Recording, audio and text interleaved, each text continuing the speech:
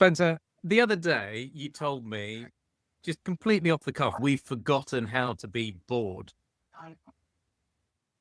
Can you elaborate on that? What do you mean? Because it's been a life-changing conversation for me, and I'd like to bring it to a broader audience. If you look at like in the last 20 years, the amount of digital advertising dollars that have shifted to Google and to Facebook from everybody else, and the valuations that powers for those companies, there's some really, really strong incentives and great tool sets for keeping us engaged in platforms all the time.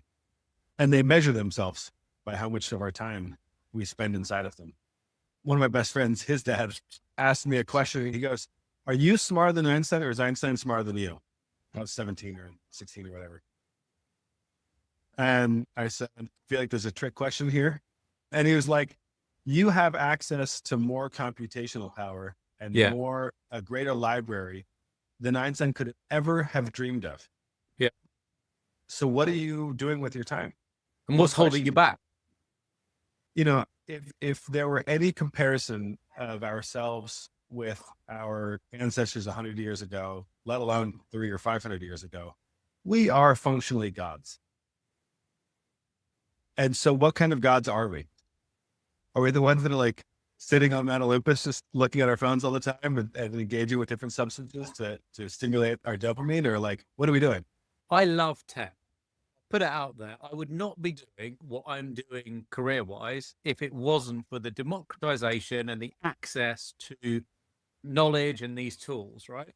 But certainly since November 2022, with the advent of LMs and generative AI or ChatGPT, I've seen a change. It's almost like social media is becoming more immersive and more geared towards that attention economy that you're speaking to. Is that something you've seen as well? Or yeah, and I kind of checked out from most of the social media, to be honest, a few years ago. But no, yeah, there's no Luddite in what I'm saying. Like I'm tech is power, tech is capability.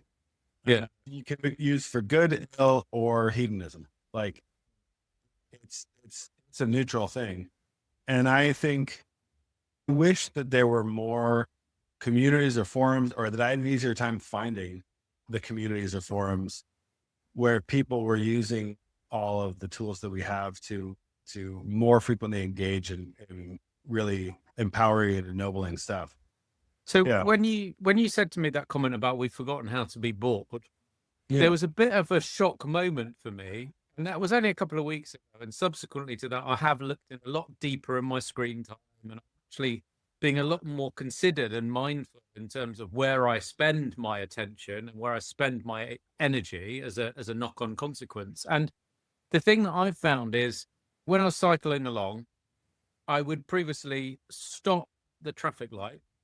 And as a reflex, I would pull my phone out, not because I needed to, but because it had become that much of a kind of crutch. Yeah.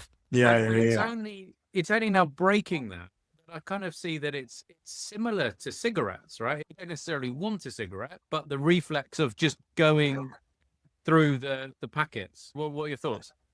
I mean, this thing lives right in my ear. Like it's an interrupting layer between me and reality. So yeah, I'm candidly kind of terrified of when we get into the glasses that are coming. Well, sorry, why are you terrified? I mean, I think I know why, but tell us what your thoughts are. So I got 6 kids, and if I let my kids have their way, they'll be on iPads all the time. Like they just will be, right? Because they haven't trained themselves yet to know how to manage short-term versus long-term dopamine satisfaction, right? And I don't think that I'm close to ready to deal with some of the tech that might be coming our way. Yeah, to your point to the comment that I made about not being able to be bored anymore. The most fun games you can remember playing as a child with your friends were all made up out of nothing, out of full clouds. And they were such a good time. Yeah. And the coolest endeavors that you've been engaged in your career or as an adult or with friends, all of it comes out of that. Like real joy, I think comes out of like probably two main fountains. One is love and the other is creativity and creation. Yeah. And I don't think you get into creating when you're being passively entertained. And so you're trading the big joy because it has the delayed mechanism of receipt for more and more of the short term. And you never stop to pay attention to the fact that you've let years go by. Anyway, that's the thing that I'm worried about. No, and for sure. Like the tools that we have are incredible. They're incredible. And we could use them for such cool stuff, but we just won't if we're just entertained the whole rest of our lives. No, I think that's really quite profound and deep how you've articulated like that. And I think that's really important. And two things come to mind. The first one was I actually bought an Apple Vision Pro to play around with it because I wanted to understand what the tech was like at its first iteration. Yeah.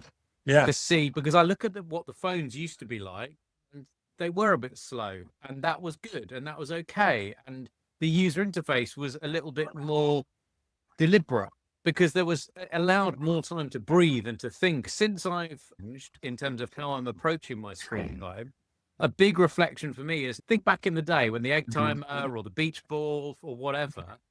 Now it's kind of like come on, where is it? Come on, hurry, because you're not getting the immediate fix. And the other point I was going to say is the degree to which short form video content is really damaging. You were talking a bit about anxious generation. I watched like 5 podcasts with Jonathan Hay talking about it. And after I did, I was like, actually what I want to do with this, because one of the things he talks about repeatedly in his discussions was it's a collective action problem. It's no use being the only teenager who's not on screens all the time. Yeah. Because then you just get left out. And so you need to have your school doing it together or your group of friends doing it together, things like that. And so I was thinking I wanted to read it with a group of my peers. I have friends who have a bunch of kids, our kids same ages. All of this stuff is obviously great and awesome. The stuff itself isn't bad. It's how we choose to use it. We got to figure out the discipline of what we want from it and what we don't want to give to it as well. That's really important. I can see that being a meme and like your Spencer's notes. I saw your LinkedIn post about AI notes, which are really interesting. I'm glad you're publishing those, right? Because as a grateful recipient over the years, you sending me those notes, I learned so much from them. Also, you look at these, right? These phones, right? If you look back and think, these are brilliant. These are brand new USB-C FM radio.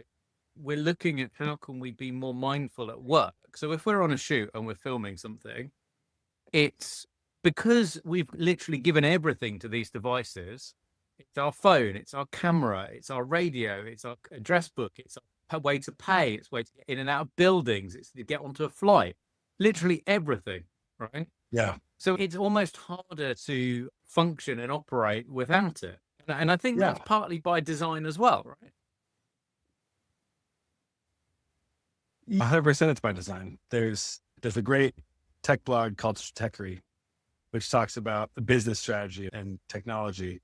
And he'll talk about aggregation bundles every third article. And it's a really good point that he sets forth that, the more value you can aggregate into one point, that one point becomes incredibly valuable. They're definitely intent on driving that with us. It's hard for me to think about this. Like if Kish gets to live 100 lives, not sequentially over time, but right now in our time in history, right? Or if I get to live 100 lives, there's probably a power law or Pareto distribution of how great those lives are. There's probably a few of those that are just like, wow, really did all the best that he or she had in them and did a lot of good stuff in the world and had a lot of joy and had a great life. A decent number of okay ones. Maybe it's not a parallel distribution. Maybe it's a normal distribution. In any event, I wonder if we don't let ourselves be bored, if we don't let ourselves find those things, then it's kind of a shame. The word entertain, if we go back to kind of the Latin word, the Latin roots, it's what you do in between the times when you're occupied with something else. And so we're just kind of putting ourselves into more perpetual in-between time, but we're not necessarily occupying ourselves in what we actually want to be occupied with. It's a complete role reversal of the initial definition of the world entertainment then, because we're almost squeezing life into perpetual in-between states now. For you, Kish, you take big swings in life, and you're far more extroverted than I am. At least that's my impression. You do so also in collaboration with a lot of other people. And so maybe it's so second nature to you, you don't think about it very much. But what are those spark moments for you? What do those invitation moments look like to you when you're inviting other people or they're inviting you to jump into something fun? And how do you, what are some of the things that you picked up and or feel like you've learned and believe in or love? I think it's people at the heart and at the core, right? And I think post-COVID, we have been thrown into a digital world. That was our only window and our only view into the world because of lockdowns. And there is no coincidence that loneliness has skyrocketed. These are almost cheap substitutes for friendships. Even the whole thing, Facebook, friend somebody, be a friend. And like, they're cheap substitutes, they're poor substitutes, they're not durable. And so the things that I get most joy and energy from is meeting new people, chatting to people, that's what the podcast's about, right? They're not scripted. And like, I have Claude reviewing some of the transcripts and giving me feedback, and it's brutal. It's like you conducted a good interview, not a podcast, because it's already trained what good is for a podcast, right? So I think that's quite funny. The glorious average. Yeah.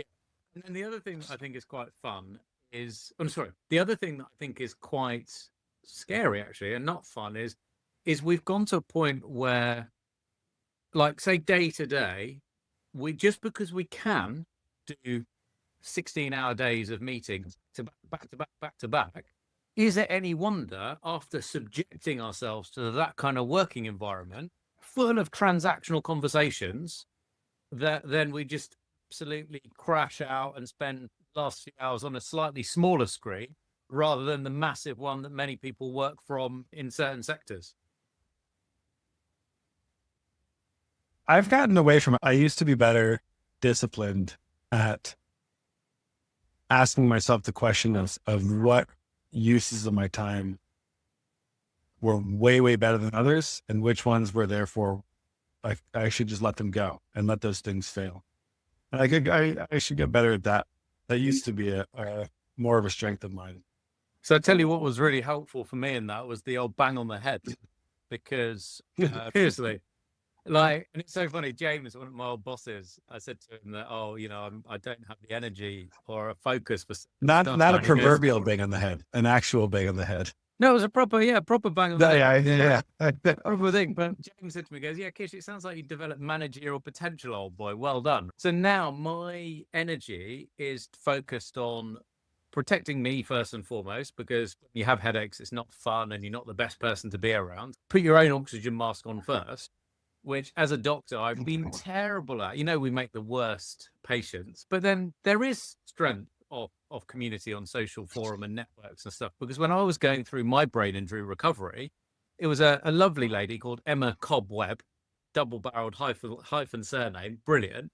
And she was telling me about, look, Kish, you've got 7 spoons of energy to spend, 7 spoons of sugar a day, and think about how you want to spend them. So if showering is a problem and it's going to use up 2.5 spoons, then don't, or shower later in the day, or be more thoughtful about how you're deploying that energy.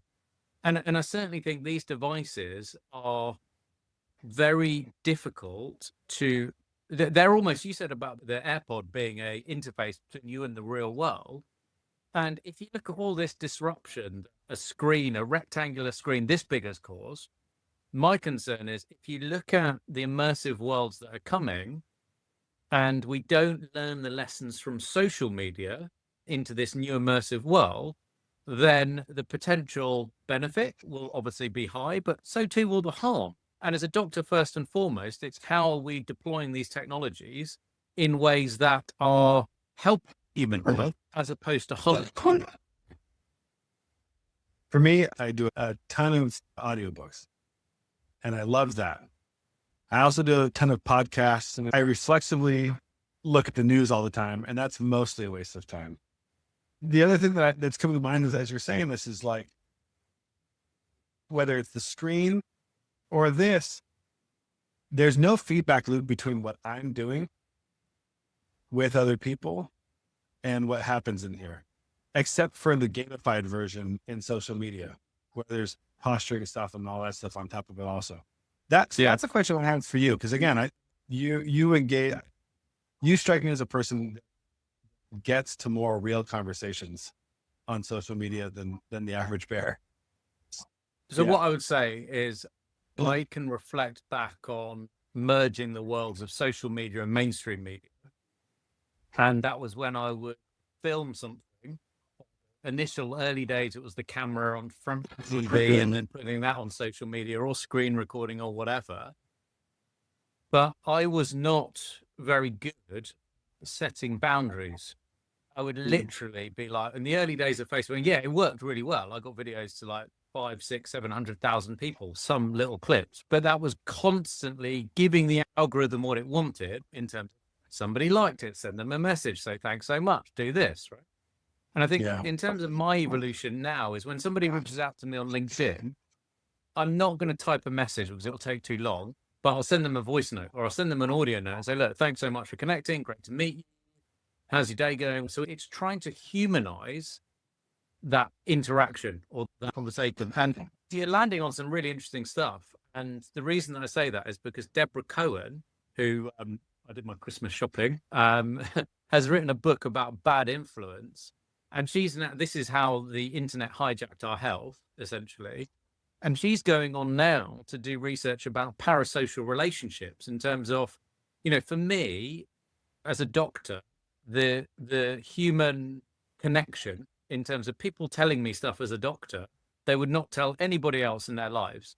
So whether it's communicating in person in the clinic or communicating on social media or in a newsroom, it's all the same to me. It's communication. But what Deb's going on to research and understand is when people trade off that doctor relationship or doctor-patient relationship from one to many, and then they start selling them goods and services, suddenly you're getting into a world where you're applying mainstream media credibility into a social media world that is less regulated and doesn't have the same standards in terms of advertising. I think it's something that we've all got to take ownership of ourselves as individuals and really think. And I think you summed it up really well. Where do we want to give our energy and attention? Where do we not? And that collective action piece is so interesting because I feel very uneasy about just banning social media for children because, look at all the good that's come from it as well. Yes, it's addictive. Yes, it's problematic. I was a 1995 AOL chat room's 10-year-old. AOL, and do you remember MSN Messenger?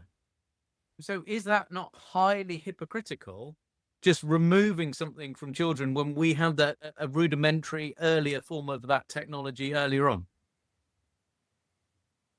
Yeah, and there will be oscillations back and forth. We'll overreact, we'll underreact. The pendulum will swing around. But yeah, it's going to be interesting to see where this goes. But yeah, the thing that the kind of anchoring thought I has come back to is if you sat down with any of your great grandparents from 1,000 years ago or 100 or 500 years ago, and they looked at your life today. Yeah. And then they're like, wait, how do you spend your time? Huh. Okay. We've got a lot to be grateful for, but since it's all around us all the time, it's the water. It's we're like the fish in the water. So we don't see it, but yeah. Well, the boiling frog in the water or something like that. We haven't noticed that the temperature's got so hot around us. So, but I'm hopeful about tech. And Spencer, I'm so grateful for your time. Thank you so much. If Spencer or I have stumbled upon anything in this unscripted conversation that came from one comment about we've forgotten how to be bored, please do put it in the comments. We would love to hear from you. And until next time, Spencer, have a lovely afternoon, evening, and speak to you soon. Sounds good. Have a good one, Kish.